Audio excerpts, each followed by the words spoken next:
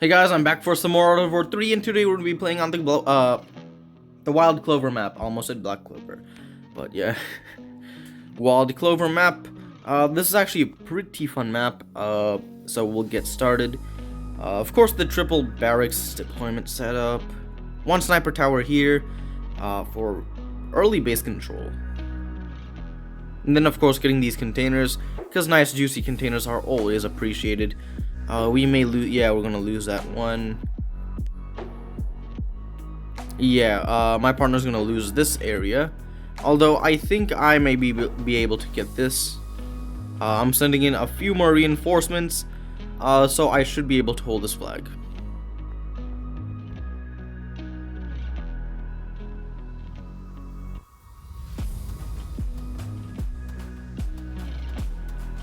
And yeah, I got these containers nice and juicy. Blue is quite set back a bit. I mean, the base doesn't look that big. My base is expanding, of course, and I do have a surplus of resources at the moment. Although green is already probing the defenses of my ally, and green got the big container. I'm not worried about my ally's base destruction, because my ally does look good. If your ally gets a 6th and 7th supply center, it basically means they're good, basically. So far I already have 7 supply centers, 3 power plants, and I'm upgrading my factories and everything.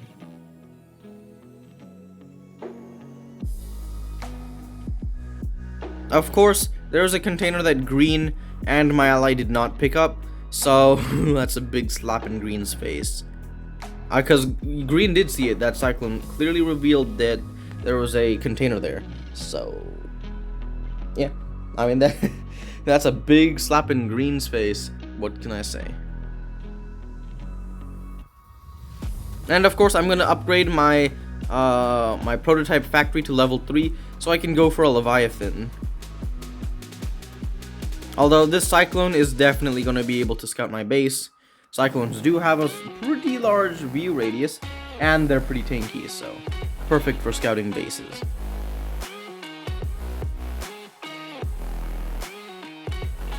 Okay, continuous Jaguar production, and gonna upgrade and get my Leviathan out. Nope, there it is. Of course, I put some dragonflies on top of the hills, because they can't really see anything above the hills unless they have air units of their own. So this is going to be a pretty good scouting vantage point, especially since I have 3 dragonflies on top of these 3 hills. Wait, let me zoom out. Now, one cyclone did manage to get over here, so it knows that I have a dragonfly here, so I'll have to engage that. But, as I was saying, having dragonflies on top of the hills like this, we can see all the enemy maneuvers around these hills. So if you see 3 hills really next to each other, which are in this map, even over here, which my ally is also doing, do it, because it basically gives a lot of map view radius. It's cheap too. It's like 150 resources per dragonfly. It's not really that costly.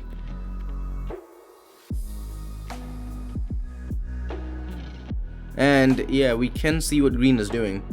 Green's got a Zeus here, although not a continuous stream of Zeus is coming out, so green must be preparing something else. Of course, I have my own line of Jaguars over here for defense, and I got my Leviathan out. I'm going to be upgrading, no, not upgrading, but building Avia factory so I can get dragonflies out, because more dragonflies is always better, especially in a close battle where the bases are pretty close to each other. Like you can see the enemy bunker and buildings and units, and then you can see my sniper tower and my buildings within this one area. And then if you zoom out, you can practically see whole bases. And same thing goes here. But we can see green is now attacking my ally, and that is a lot of cyclones. That is a lot of cyclones.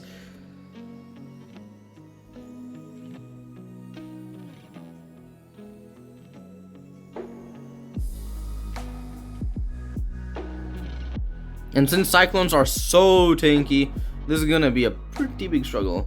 And for that reason, I'm going to have to send my dragonflies back over to help, along with my Leviathan. I'm sending in these 2 scouts, leaving this one there, but I need more scouts and units to go help. Of course, my ally is putting up heavy anti-air stuff, but that's not gonna help that much. It's only going to keep the cyclones out of range for a little bit, because once the cyclones regroup, then it's not really going to do much. So I sent in my own dragonflies, which I know isn't going to do that much, but it's going to buy some time. So yeah.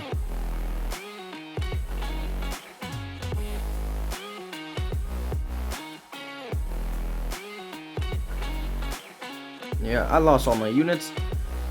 But at least I bought some time. Now this air defense is not going anywhere.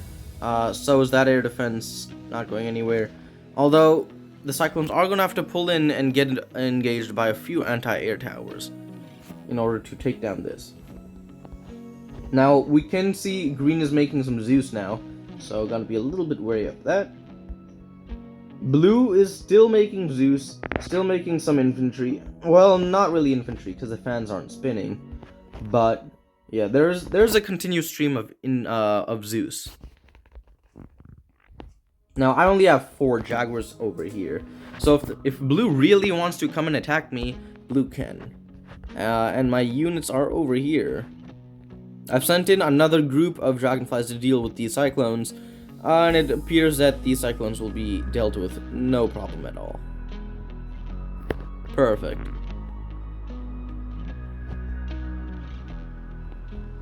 Now, of course, I do have my Leviathan here. If I see Blue moving in the army a little bit closer, I will engage.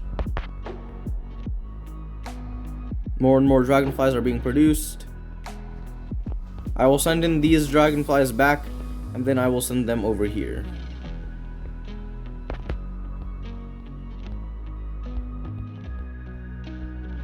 I'm going to send in dragonflies over to this location because I did see some cyclones. We don't want to lose this big container.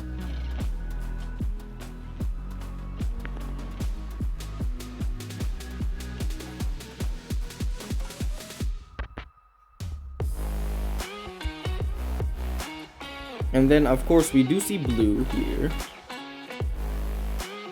And so I think I'm gonna nuke. Yeah, there it is. Nuke is coming. And once the nuke is out, the Typhoons will fire because now Leviathan has been detected.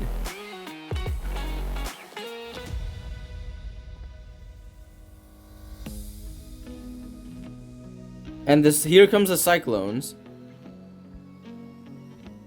Of course, the nuke has already severely damaged the Zeus, so my dragonflies can deal with the Zeus with no problem. And since the cyclones, there aren't even that many cyclones in the first place, so these cyclones can be dealt with pretty easily.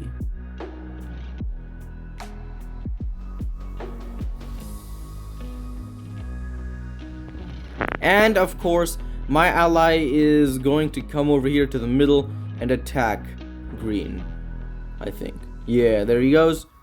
So while green is diverted by my attack and my my regrouping, wow, that is some poor micro on those fire assaults.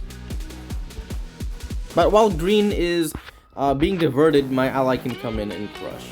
I have my Leviathan, no nuke is ready, but it is still my Leviathan, so it's gonna deal some good damage with these guns.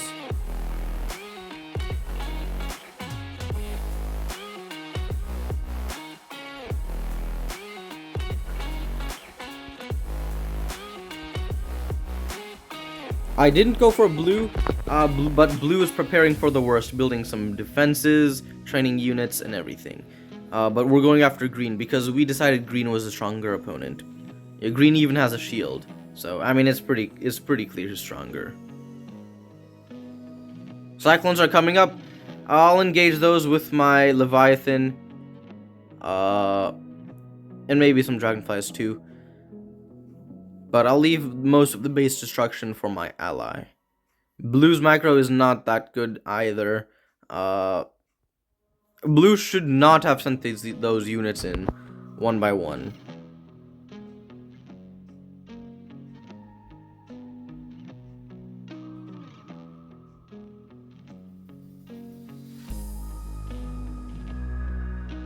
And of course, my Leviathan can engage the air defense in a semi-long range manner because I have upgraded the main cannons.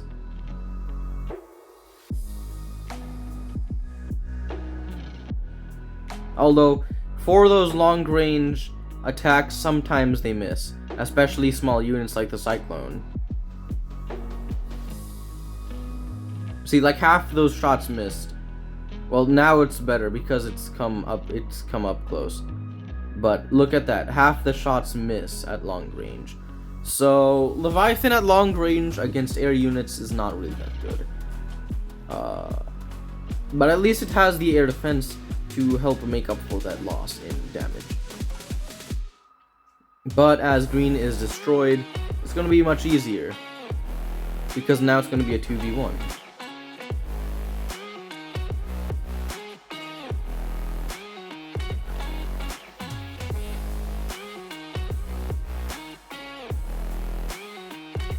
Nicely done.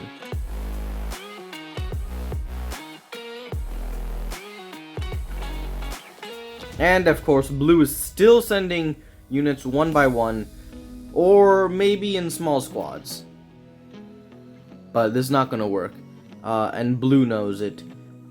And blue's giving up. So, good game. That was actually a pretty fun one.